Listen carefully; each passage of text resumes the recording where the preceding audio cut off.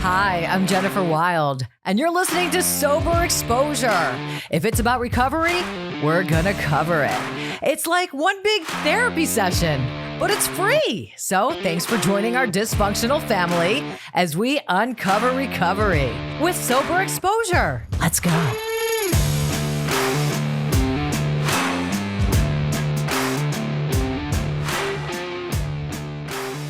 Hi, welcome to Sober Exposure. I'm Jennifer Wild. In case you forgot about me, because I haven't put out an episode in so long.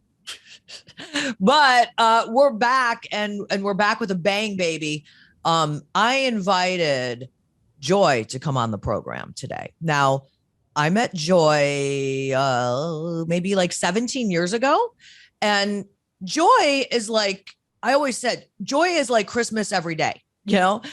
Just, that warm feeling you get around Christmas or on Christmas. That's the feeling you get when you're around Joy. And I mean, her name right there describes it. So anyway, I met her, took a teacher training with her. I was the worst yoga instructor ever, but I made a friend for life. And we just did a Sedona trip. Actually, late last year. We're going to talk about that and everything that has to do with yoga, because when you look up yoga in the dictionary, Joy's picture comes up. So welcome. Hi, Joy. Hi, Jen. I'm really honored and happy to be here with you. Thank you. Yeah. To share and talk about my passion. And yes, you are quite passionate and you practice what you preach. And I want to be you when I grow up. So why don't you just give us kind of like just a short version of where you came from, who you are. And I also know something about you. So I want you to tell us a little bit about your journey with spirituality and yoga and how you practiced when you were younger compared to now. Okay. So I was born in New Jersey. And I was always kind of playing in the woods. I grew up around a lot of medicine women in the neighborhood, kind of witchy women, and always knew, and in my family, and knew that was part of my lineage. So as a young girl, I did spend a lot of time alone. I could always see into the spirit world. I couldn't understand why everybody couldn't see everybody's auras glowing, and why could I read people's minds? And I just knew people, which really served to my benefit, because I really feel like I protected myself through my life. And I was very discerning, because I just have this intuitive nature with people. So, but growing up in New Jersey in a Catholic Italian home, my dad was a Catholic Italian on the streets, kind of put that out there just like that. And, it was a well provided for childhood, but it was also, there was just, I think that they just didn't understand me. So I struggled a lot with conformity, because I've always been a free thinker. So I think it made me a little bit rebellious. And then just going through high school and everything, we moved to Florida when I was 16, which was a blessing, because it got us out of that, situation in life. I guess my dad wanted to give us a better life. So around 17, 18, I started getting these kind of panic attacks and anxiety, and I didn't know where it was coming from. I never experienced anything like that before. And without going into the whole story, someone who means a lot to me gave me a little blue cassette. A cassette tape. Children, if you're 30 or younger, a cassette is this thing that we used to put in this machine and it would play music. And anyway, it would just play stuff. So I had my boom box from the 80s, and it was a tape on meditation. So I started listening to it every night. It was a guided meditation, and it started helping me and putting me to sleep. And I was a dancer growing up, so movement has always been a part of my life. I got out of that for a little while when I moved to Florida, but let me tell you, I was going to Lady of America every day doing step aerobics. I always had to move. It was in my soul. And to me, everything is a dance. Life is a dance and a prayer and a journey and mystical and everything all wrapped up in one for me. A lot of people say I'm airy-fairy, I'm in the cosmos a lot, I need to ground more, which I do. But you know what? I do my powerful work up there. And it serves me and it serves the people around me. So I started listening to those tapes, it started helping. And I would say around 20, I was a young mom. I had my son when I was 20, and I was having a lot of back problems, and I started doing yoga, and we had one of those big box TVs. And okay, again, I'm dating myself. I got a VHS on yoga. I went to Blockbuster or something, and I'm like, oh, let me try yoga. Nobody told me to do yoga. It's like I was just guided to it. I started practicing. And here I am 52. In my 20s, I was working in a salon. I had a son. I was totally devoted to my son as a mom, but I was doing yoga. And again, always being in nature, kind of, listen, I was the girl in high school that was going to the metaphysical stores, which there was only one or two around here, and carving candles and playing Ouija board. And I had a hard time finding friends so I spent a lot of time by myself. And I think once I started practicing yoga, and then I got into the yoga community in South Florida very early on. There weren't many of us around. There was no Yoga Alliance at the time. Practiced in some studios, and decided, I remember going to my teacher one day, Julian, I go, listen, this has changed my life. And if I don't share this with others, I'm living a selfish life. So I went and did my teacher training with Surrender In.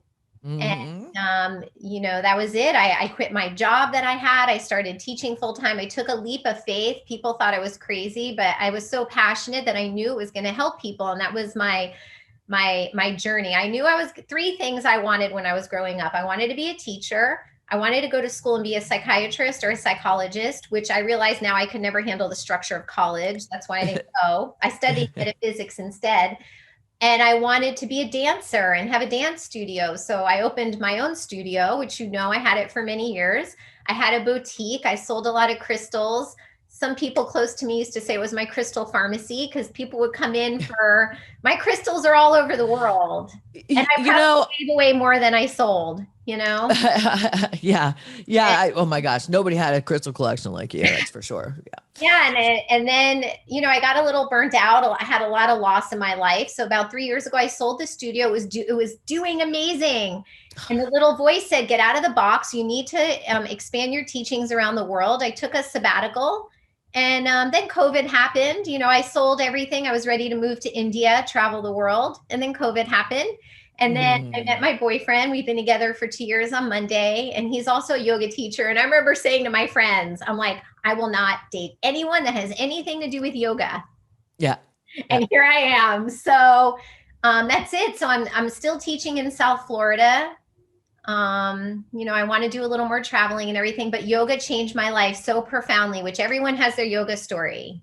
So how did it change your life? What did it do? And when you say yoga, do you mean, because yoga is, it's a practice, but when people think about yoga, they just think going to a class and, just doing some stretching or whatever.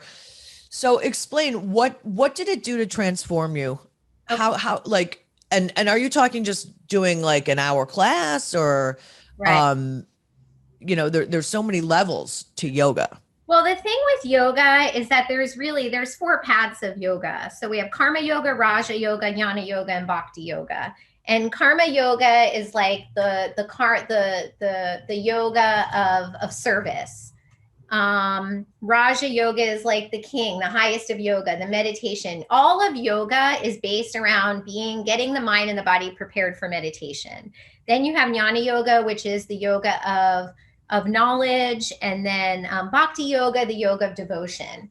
Then you have hatha yoga, which is the physical practice. And hatha means the sun and the moon. And under that umbrella, there's a gazillion styles of yoga. Everybody thinks theirs is the enlightened path. For me, I've always been eclectic and tried them all. So yes, there are many styles of yoga. And in the West, I think, without judgment, it's gotten very watered down, where yoga is like, oh yeah, you get in there and it's like a big exercise, but it's really not. It's about coming from within. It's about making your organs healthy. Every thought, feeling, emotion we ever have in our life lays dormant in our cells. So when we move the body, along with chanting mantras, along with doing mudras, along with studying the scriptures, not in a dogmatic way, but studying where yoga comes from, and you have the whole thing. And then you find someone. I don't believe in having a guru, because I believe you're my guru. The woman at Publix checking out my food is my guru. We're all each other's teachers. So to me, it's like I go straight to the source, Yeah. straight to the universal source of energy, whether you call it God, in yoga, we call it Brahman, whatever that is for you. Those are the energies I work with. So as I'm practicing, I started to realize that I've had a lot of all that anxiety that I was experiencing and all of that, I started to realize was from childhood traumas, and that I was taking on my mom's what do I want to Issues. say? My mom's issues, my mom's patterns. And then like my mom was terrified to drive over a bridge. I start practicing yoga. All of a sudden I'm like, I'm not afraid to drive over a bridge. Like, where the heck did that come from? So I started being me. I started realizing, wow, like I'm this person. And I started feeling different, and my body started feeling strong, and my mind started feeling clearer. And I was just happier. It's all about contentment and finding moksha, liberation. And I think for people who purely go to yoga for the physical, let's say, oh, I'm going to go to this, see and be seen hot yoga place and look good on Instagram, the magic is still going to happen. Mm-hmm. Even when you least expect it, because yoga is very sneaky that way. It changes our cellular frequency. So it brings us more aligned physically, mentally. We have 4 bodies of life: physical, mental, emotional, and spiritual. When those bodies are balanced, then we're more balanced. And then when I'm more balanced and I'm sitting in front of you, you're going to feel more balanced. It's so true. More balanced, your son is going to feel more balanced, and it's like we have that rippling effect because we are connected, and that's what yoga means. It means union. And yes, I like the ripple effect. The ripple effect. Yeah. Yeah. I mean, I'm an asshole to my son this morning because I was in a bad mood. So then that throws him off, and then he goes to work and he's in a bad, and then it just like continues to ripple.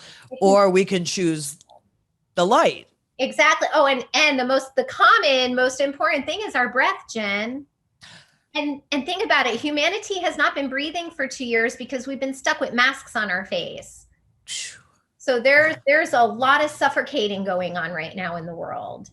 And if we can just learn, most of us breathe here in our chest, where when we focus on our diaphragm in yoga, we consider the diaphragm the seat of intelligence and the heart and the window to the soul. And it separates your upper and lower extremities. And the word schizophrenia literally means split diaphragm. So a lot of people who have mental illness, it's because they're not breathing. And not to say that's the only cure. There's so many things that go into medical situations with people, but the breath is our greatest medicine, period. Nobody can argue that.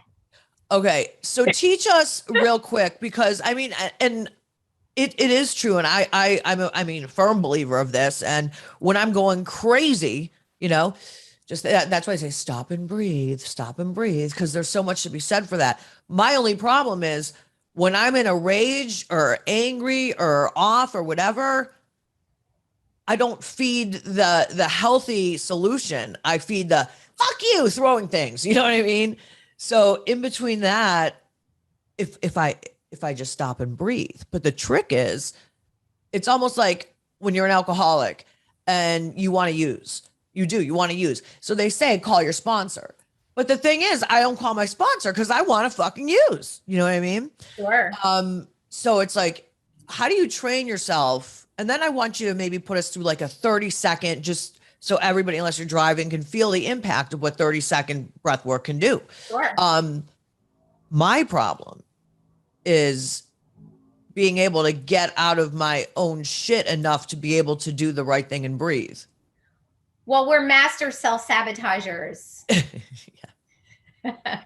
We all are. Yeah. I mean, listen, I still, every day, but when you have the tools, we have to keep on using those tools. And it is easier because we are not, first of all, in the Buddhist path, no one's immune to suffering. And there's a saying that those who have the easiest of life suffer the most. So our suffering is what we learn from. So if no one's immune to suffering, every day we have suffering, but coming from a place of having these tools, breathing, having compassion, sharing in another's suffering. The native said, I am another you. I look in your eyes. We are the same, from the same source, because that is the one thing too, Jen, that unites us, no matter what color, race, religion, political status. We all have breath. Yeah. Every sentient being has breath. Even a rock that is still has prana in it, prana, chi, it has life force. Yeah. You know, this life force energy. Yeah, we're in this little ball spinning in the middle of nowhere. That's how I get out of my head. I sit back and quantum physics. I'm like, oh my God, I'm on this little ball spinning in the middle of nowhere. And I think that this is a problem. Yeah. In this vastness that gives us life and gives us a breath. But it's so easy to turn on the news and be like, oh my God, the world is falling apart. We're not going to have enough food. You know, we're destined for disaster. But there's more good than bad. There's more power than force. Yeah. It's getting closer these days, I think, just a little. Yeah, it's rough times right now. It is, you know. That's why this is so important. People are in ruts. I mean, personally, what's happening to my money with the stock market? You know, and it's the ultimate powerlessness, you know? So maybe that's one thing. I don't want to interrupt you. One thing I want to say, because I tell my students this all the time. We don't do yoga to become good at yoga. We do yoga to become self-empowered. So we don't feel powerless. Oh, I love that. Yeah. Sorry, go ahead. No. Self-empowered. That's great. Yeah. I want to maybe do a 30-second little breathing exercise. I want everybody to breathe along, and unless you're driving, of course. So let's see how it changes the energy. Okay, so this is something so simple that everyone can remember. You could do it sitting up or lying down. I prefer lying down because then all your organs are stretched out and your lungs are more relaxed, but you can definitely do it seated. So we're just going to sit with the hands on the knees. If you're lying down, let your legs be about hip width apart, arms by your side. Close your eyes. As soon as you close your eyes, your active brain waves slow down and you start to come into your alpha brain waves. So they're more internal. They're softer. Notice your breath. Just coolness comes in. Feel it coming in your nostrils. Warmth comes out. When you inhale, your body expands. When you exhale, your body contracts. So just concentrating on that. When you breathe in, there's a coolness, your body expands. When you breathe out, there's a warmth, your body contracts. So just focus on that for a couple seconds while I tell you what we're going to do. So this is a simple 3-part yogic breathing. The breath is broken down to, let's just say, the stomach, the diaphragm, and the chest. 3 parts. So now inhale the coolness and exhale the warmth. On the next inhale, breathe into your belly. And when you breathe into your belly, feel it expand and feel your lower back expand in the opposite direction. And then exhale back to your spine.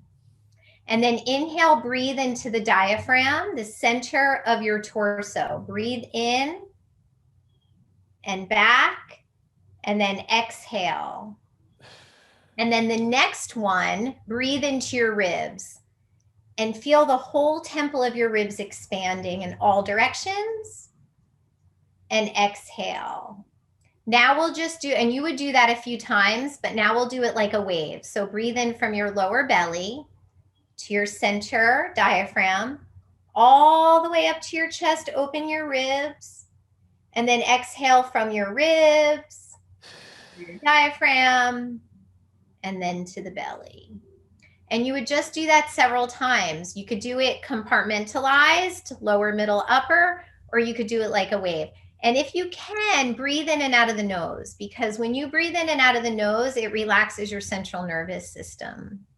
And that's the key, because for most of us in society, our central nervous systems are chronically overstimulated, and then we get adrenal fatigue, and then we get disease, and our body lets us know.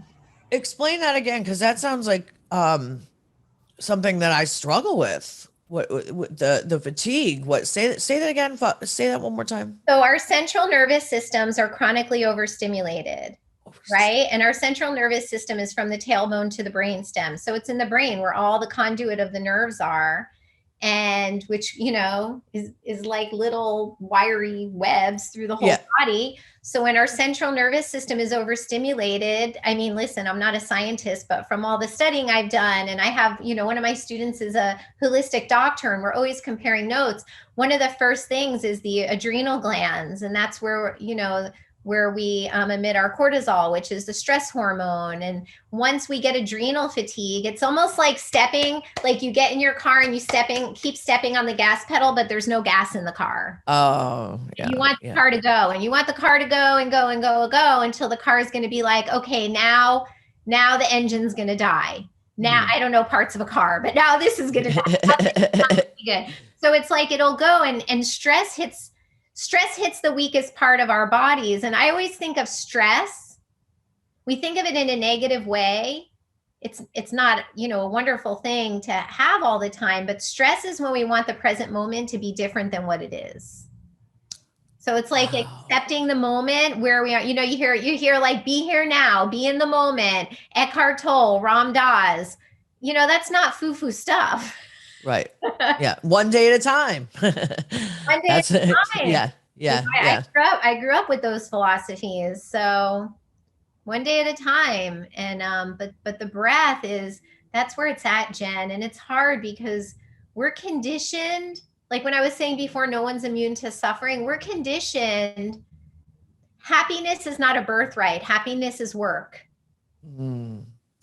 God damn, girl, you're coming up with all these awesome slogans that are like really life changers. Seriously. That's how I teach. That's what I love. That's why I love when I get a class in front of me, and when you're in the pose, that's when I come up with these, I never plan a class. It's always just intuitive. Whoever's in front of me, the energy. I just got back from a client. I take her out in the park and we did a sound healing and a meditation, and, she's just, she had a great experience. It's just, these things are available for us. I'm just passionate, and I have no agenda, share it. My mom named me Joy. I don't know. Yeah. You never have an agenda. And I mean, I'm telling you, like, Joy would have, these moon ceremonies, and I mean, for a full moon at your studio. And I mean, I remember one time there were so many, I feel like the whole friggin' town of Cooper City was there. Every MILF is there. I mean, because you do, in their Lululemon, but you do have a way of presenting yoga that you do it in layman's terms, but obviously everything about it. And so you just present it in a way where, I mean, when you're doing mantras and, it's in Sanskrit, you have a way of modernizing it. Well, I was always told if you want to reach the masses, you have to speak their language, and it has to be authentic. But what I practice on my own is maybe I'll bring it to others, but it has to be practical. I don't want to sit there like, oh, look, I know these mantras and I'm, It's like, no, I was a Cooper City mom. Yeah.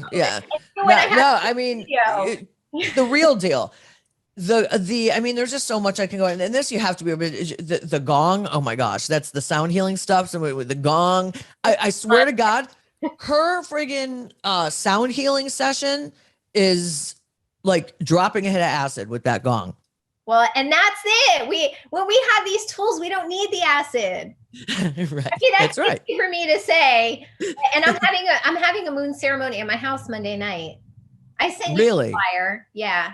I'm going to do it in the backyard, and Bill's going to be a part of it. We'll just kind of do a masculine, feminine thing. But I have like 20 some people coming so far. Oh my God. So it's, if you can come down, come. You can even stay here overnight. We have a spare bed. I'm in the spare bedroom. You can see Buddha. I see the Buddha. I do. I see that beautiful Buddha.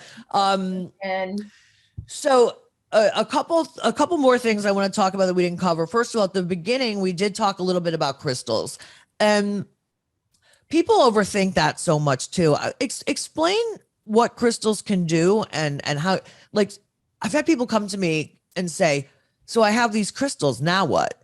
What do I do with them? Mm-hmm. And I know what I do with them, but I like, how do you explain how crystals can enhance your life? Okay.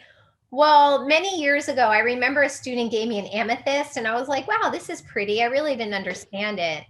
And then I had a dream one night that I was walking in this room and there was all these shelves and shelves of crystals. And I woke up and I was like, wow, what is that? And then I had a friend, she was a healer. She went out to Colorado to work, study with Dr. Hewlin, and she bought me this little amethyst, and that was it. I opened the studio and I was like, I'm not going to sell anything. I just want to do yoga. And little by little, I started bringing stuff in and people started loving it because they trusted me. So I started really learning a lot about the crystals and their meanings. And you can wear them as jewelry. You can keep them in your house. You can put them on your altar. You cleanse them by saging them. Some of them you can rinse underwater, not natural ones because they're too porous. You could put them out under the moon. You can put them in with the sun. And listen, maybe they're a placebo effect, but at the same time, they're from this earth. Yeah. And the layers and the core of this earth are so powerful. So I also, when I get the crystals, I thank them because you don't know if they were extracted from the earth in a mean way. Somebody was just like chiseling away to get them. It's like, wow, thank you for making your way into my life. Like you talk to them. It's, because that's amazing. And it sounds kooky, but you know what, like you said, placebo effect. I don't know. I just know that I do have that special connection to crystals. When I feel them, I mean, I could feel the energy, and it's hard for me to be, I mean, I'm definitely not an intuitive or anything like that. Can't see auras, but you put a crystal in my hand. Yes. Some, certain particular crystals, and I mean, you feel it. And that's the thing too, when you're living a cleaner life, your energy is going to flow more efficiently and you're going to reap the benefits of all these holistic practices of holding a crystal, putting them. I was telling Bill the other night, I was like, oh my, we met this guy, this story. I was like, there's one crystal I never got, I always wanted. It's called a Satyaloka. They're from India. And one of my dad's respiratory therapists had one time. Well, wouldn't you know, he found one and it came in the mail the other day and he gifted it to me. And it's on the altar right now. And when I sold the studio, I gave so much crystals away. I only have my few special ones that I still work with, but it's just like that. That's how you use them. And who wouldn't want to receive a gift? And the thing with a crystal, sometimes they'll disappear and then they'll appear again. They'll go in like other dimensions because there's other dimensions around us that we can't see. Joy, I gotta tell you, oh my God, Joy, with this crystal thing, I mean, I have the most bizarre stories, like about crystals just disappearing and then reappearing that make no sense. Like when my mother passed away, there was a moonstone crystal that my mom got me, and I was living in Orlando at the time. Hadn't seen that crystal the whole time I was in Orlando. I hadn't seen that crystal actually in probably 2 years. My mother dies 2 days later. And you can't make this shit up. 2 days later, the moonstone crystal was in my bathroom. Just random on the floor. Doesn't surprise me at all.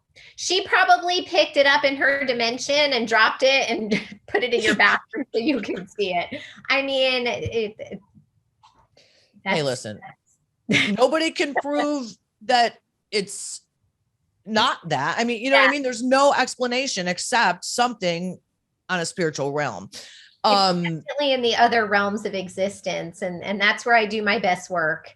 Yeah, in different realms of existence. That's it. Yeah. How do I get there to that plane? I've had so many people ask me that, and all I could say is, stick with the practice, stick with yoga, meditation, trust yourself. I don't know because it came to me before I even understood what it was. So, and when I was a teenager and I didn't know what to do with that energy, I was like kind of a little more into the, I'm going to read the satanic Bible and wear black all the time. I mean, it was the metal days. So yeah, exactly. And I went through all that, but I've never done a drug in my life. I don't drink. So I've done all these, I've had experiences that are so far out there. And I think that, I think it's just, you just have to cultivate the practice. Yeah. And there are certain practices that you can do to, bring about your intuition. But I think at the end of the day, it's learning to trust yourself. And we all, I couldn't go sit on the radio and be a DJ like you are. We all have our gifts, Yeah. If you do brain surgery, let a brain surgeon do that. Yeah. Or fly an airplane, let the pilot do that. So. And when it comes to astral projection, Joy's the one for that. It just is here in my life. That's it. And I don't do that for a living, because I don't want to be a psychic. I don't want to deplete my energy that way. I don't want to tell people where their future is. I want people to do their own work on the mat and then heal their own past and create a future for themselves that they trust and believe in without the fear of, oh my God, this is going to happen, or this psychic told me that, because then you're still putting your faith in someone else's hands. And I don't like that. So do you consider yourself a psychic? I don't, I am very, I know too much. Yeah. And it's not always convenient. Yeah. But that's why I would never take on and I'll tell people things randomly. Sometimes they're like, how do you know? I'm like, I just know. But to sit there and, put it on the door, like, oh, psychic. And I always tell people, if you come across someone who says they're a healer, run the other way. Wow. Nobody can heal you. You have to heal yourself. You have to heal yourself. And you have to be open to the idea of that healing happening, or it's not going to happen. It won't be effective. It might happen. Well, so what you're in a way, I wanted to bring up Reiki, real quick, because you're the Reiki master. And everyone, my listeners know I'm a big fan of Reiki. I love Reiki. So does the Reiki, could that help you get to that dimension quicker? And what is Reiki? People ask me all the time. I don't know how to explain it. Well, Reiki is based on an Eastern belief that vital energy flows through your body, and that when you do Reiki, you get an attunement when you go through the, the classes, and then you get the attunements from the teacher. But it's so funny because, people are like, oh, it's secret and you can't share, but you can go to Barnes and Noble and there's books. And, to me, if you have a will and you want to go buy a book and learn the symbols and you have the greatest intentions in your heart, you don't need to get Reiki certified. There's no license, but if you need to learn about it, of course, you're going to go take a course. So when you become the practitioner, you're not doing the healing. You're opening yourself up to be the vessel to allow healing to come through you. And you have to be really careful with that too. A lot of stuff, tarot, a lot of it is real. I love it all. I practice it, but a lot of it is also like what we call parlor games, Okay. and so there's 5 principles of Reiki, which I like. It's like in yoga, there's the 8 limbs. So just for today, do not worry. Just for today, do not anger. Just for today, be humble. Just for today, be honest. Just for today, be compassionate towards yourself and others. Just for today, I will earn my living honestly. Like, those are great rules to live by. They certainly are. And then, you can do Reiki, like if your dog or your grandma, you could do distant Reiki. And then it got to the point where I don't even really like to call it Reiki, because maybe it's shamanic. I really don't know what it is. You don't necessarily even need to do the symbols, because these ancestral lines in our hands tell stories, not just of our lives, but of our past lives, of our moms and our grandmothers, and perhaps the males as well. And the heart flows through the hands. The energy flows through. Maybe you'll put crystals, align the chakras, or put crystal on their, third eye. And then, the Reiki just comes through. What I believe, I joke around about it, Dr. Usui, he's kind of the one that created the Reiki, but I feel like Jesus practiced Reiki. I feel like he was a yogi that went to India and learned all this stuff, and he was a Reiki healer. Wow. That's interesting. That's cool. Yeah. And for me with Reiki, the reason why I took to it is because I really feel it. So how can you deny that there's something else out there? Because I'm always second guessing, when literally someone's behind me. My eyes are closed. They're not even touching me. Right. And I can feel them. But that's a beautiful thing. I think, like when you said before, how can we learn to be like that? I think yoga, meditation, mantras, breathing opens us up to trust. It's like, I'm a metaphysician. Metaphysics is what is beyond the physical. So we open up to those realms, to the possibility of what lies beyond existence itself. Right? So you're feeling this energy come over you, and, you know, most likely it's a good healing, good intention coming from a good person. We're energy. We are not these bodies, right? These bodies are temporary, but the energy has been here and it will be here continuously in the great abyss forever. I mean, it's a concept that is almost like hard to comprehend.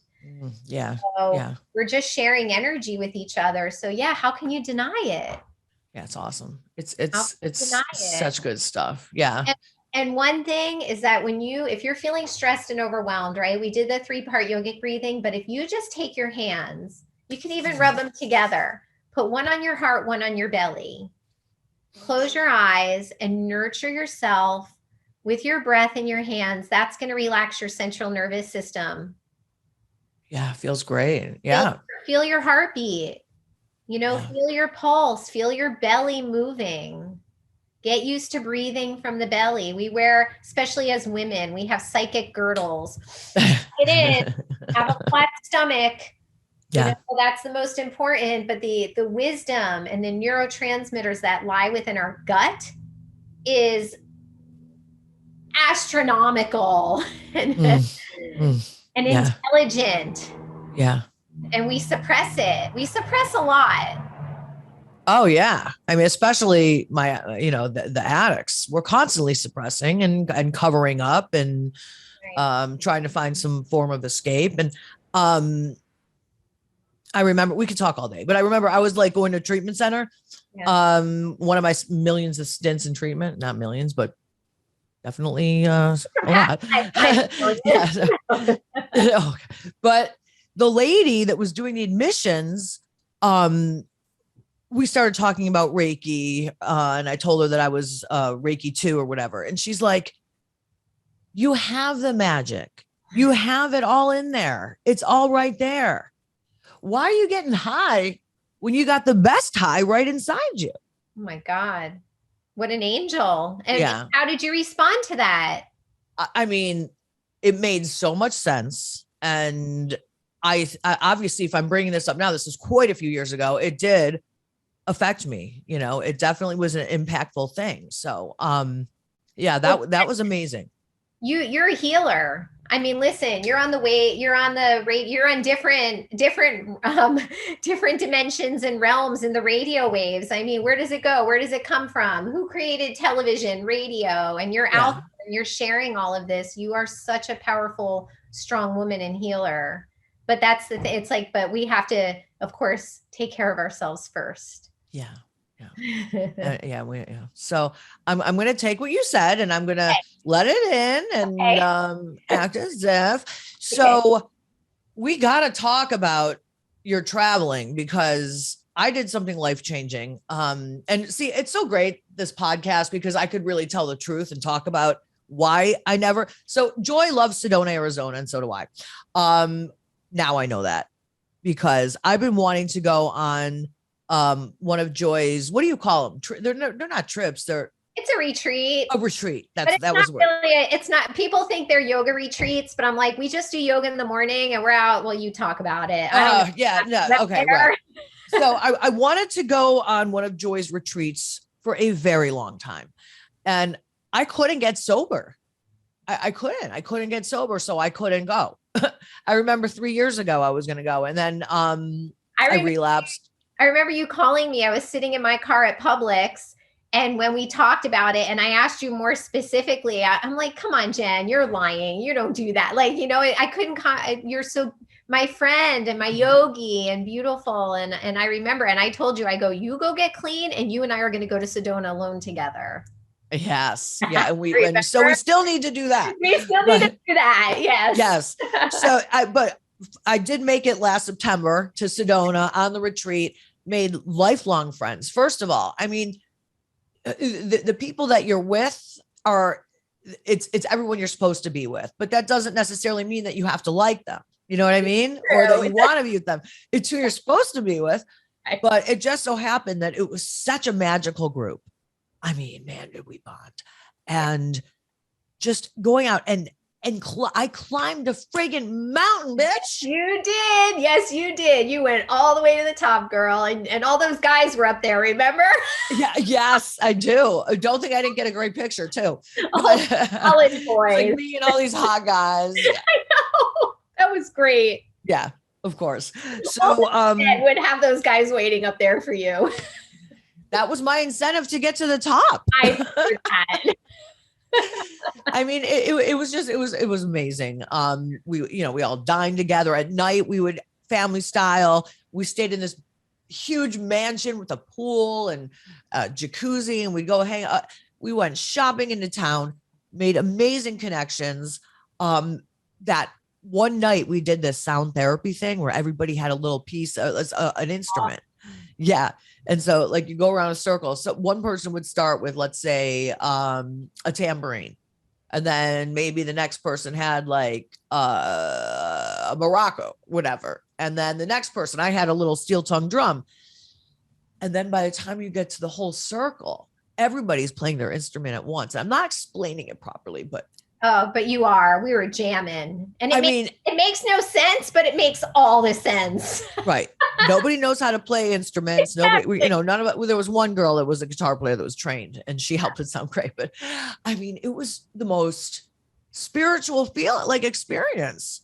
Just all of us together, experiencing this amazing trip and bonding. And I don't know. I wish I would have videoed. I video everything. And that was the one time I didn't video that because it was amazing. I know. Well, those things are sacred too. So sometimes it's better left, just between us and not out there. But, I just did another retreat in March and Ashtani came and she played the guitar and I bought the instruments and I'm like, all right, we're going to do this again. Because every retreat's different because a lot of people come several times. Yeah. Well, I got to tell you, it was great. But didn't take off. And I was like, oh, but in September, it was so amazing. I want that to happen again. And it was just different. Yeah, but they had other amazing experiences. But what we experienced in that circle that day, Jen, that was crazy. That's why, Sedona, I've been taking people there for 15 years and I'll go twice a year on a retreat, once or twice a year for me. I went there after my mom died. I went there after my dad died. It's been my most powerful place of healing.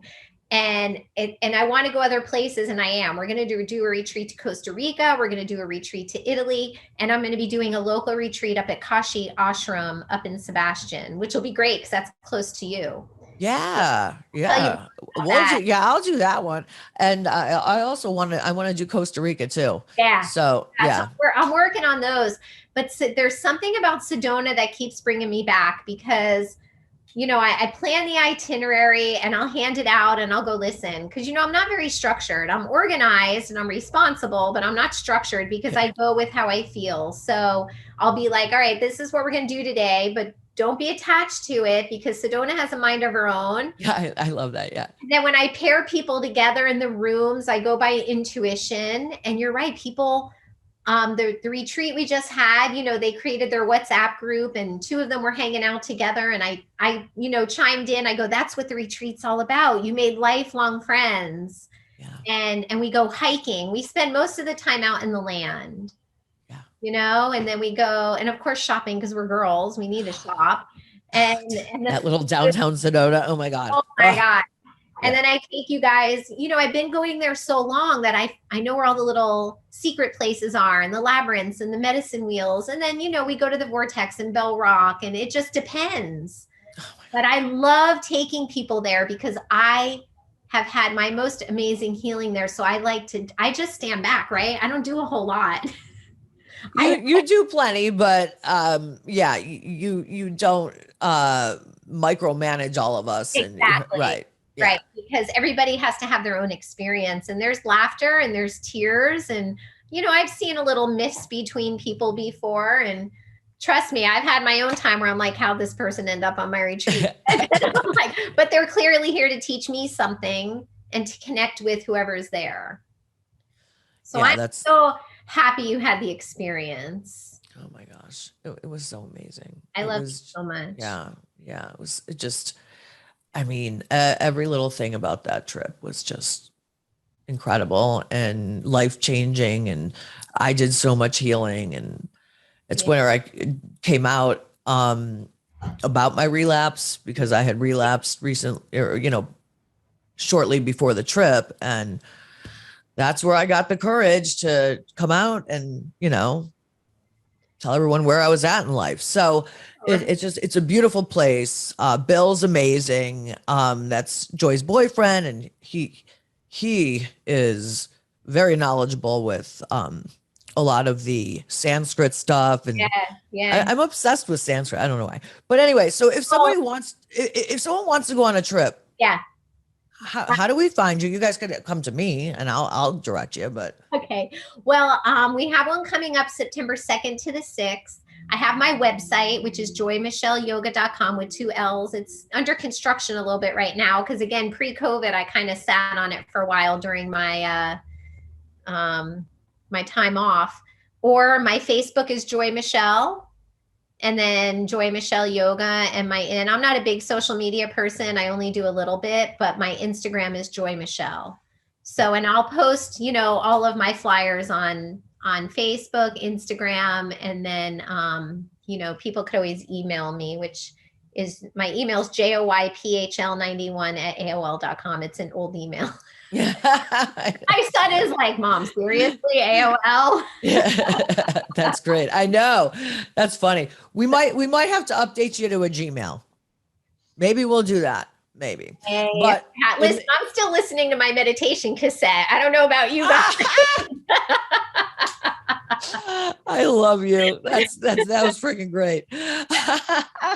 All right. So also that, people can reach me and we'll get you in touch with Joy. Just there's so much that Joy has to offer in life. And that's why I wanted to have you here. I mean, you just really do have a way of making sense of it all. So thank you so much. Thank you so much for coming on.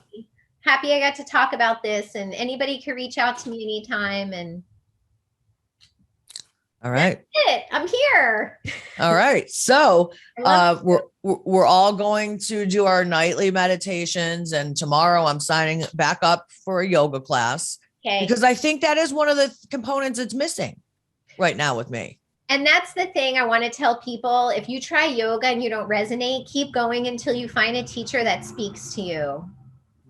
Find a teacher that you really like. Go to a hatha yoga class. If you like hot yoga, go to hot yoga. If you want to go to chair yoga, go to chair yoga, but do something, because it also brings you into a like-minded community. And, yoga is a lifestyle. Yeah, true. And you start to live your yoga, and that's, goes with the 5 principles of Reiki as well. And it goes with the 10 commandments, and it goes with the 8 limbs of yoga. And it's like all of these beautiful attributes to live by.